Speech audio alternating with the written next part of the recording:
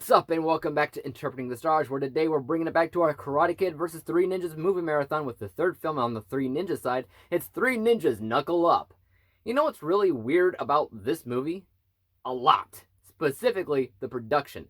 They filmed it in 1992, the same year that the first movie was released, but they didn't release it until 1995, after Three Ninjas Kick Back. And I couldn't tell you why. All I know is that it has the same cast of kids from the first movie, when the second movie actually replaced two of the Three Ninjas, which was nice to see the kids back in the same roles again, but it was also really confusing to me watching. Was it supposed to be the second film in the franchise? Or was it supposed to be the third? Why did it skip being released and wait until after Three Ninjas Kick Back? I don't know, it's all very strange to me, but not as strange as Elf Locks. Let's get cracking. This review is brought to you by the word of the day, Elf Locks, a tangled mass of hair. Three Ninjas Knuckle Up unites ninjas and Native Americans together when a huge company is spilling toxic waste into a Native American reservation, and it has caused so much of an uproar that it's gone to court. And only the three ninjas can make sure that the Native Americans don't get buried under the power of the rich and powerful. First of all, this film came out in 1995, so it's slightly lost in translation as far as political correctness goes. They called Native Americans Indians in this film and even forced the kids to work at a job at one point, which is problematic for child labor laws, but because it has cartoon music and sound effects, I'm sure we're all just kind of supposed to gloss over all that and laugh anyway. Before I talk about the good in this film, I do want to talk about some of the negatives, because that's actually one of them. Maybe not so much political correct or incorrect, but the music. All of the films up to this point have done the same exact thing. They've used cartoon music and sound effects, and it almost always worked based on the theme of the subject matter. In this case, you're actually talking about a politically sensitive issue, and one that I think people nowadays can actually still relate with. And this entire movie could have been completely different if they removed all the cartoon sounds and replaced it with a serious musical score. It would have actually made the movie better, in my opinion. So this was actually one area that I think they mishandled. Another problem with this film is sort of a positive at the same time, and that's the amount of action.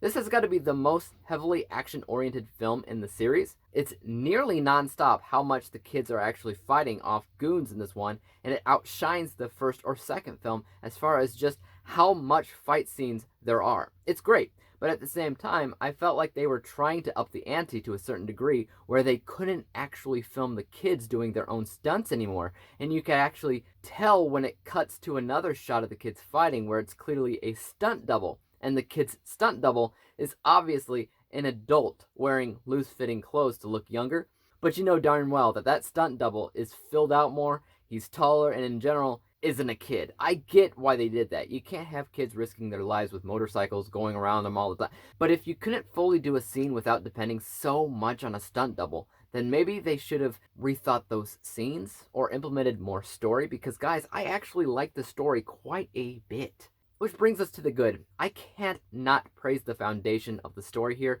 which has got to be the strongest in any of the films up to this point. They really gave everyone in the movie something to fight for. It gave everyone a solid sense of value that is way better than any of the other movies.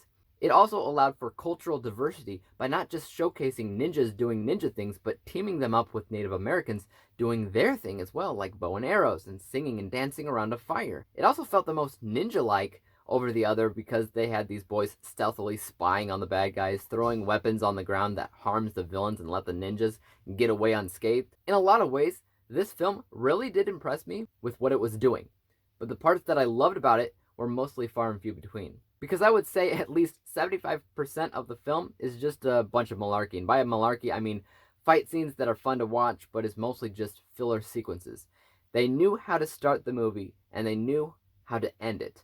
But I felt like they needed to fill in a lot of space in between. So they just had the three ninjas fight random people from beginning to end, and that kind of thing can get boring, no matter if the fighting is decent, which it was, because there's not much sustenance.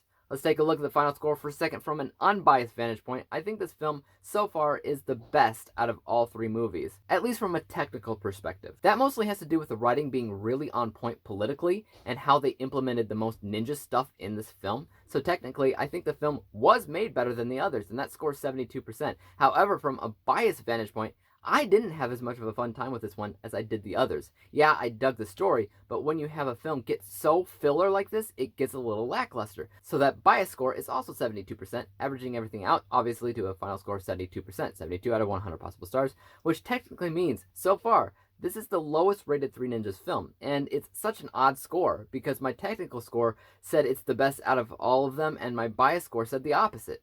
But the whole thing is only scored 1% lower than Three Ninjas Kick Back, which was 73%. Let's take a look at the marathon and see who's in the leaderboard right now. Three Ninjas is averaging at 74%, and Karate Kid is at 78%, a current difference of 4%, which is very close, and I won't update you on these scores anymore. I have 2 more Karate Kid movies to look at, and 1 more Three Ninjas film. It's anybody's game at this point. Let me know in the comments down below which one you think will win. As for YouTube, you know what to do. Hit the like button if you enjoyed this review, because there are more like it coming out. Hit the subscribe button and bell to be notified when I come out with my next review, which should be the 2006 horror game adaptation Silent Hill. So that should be fun. Don't miss out, and until then, peace.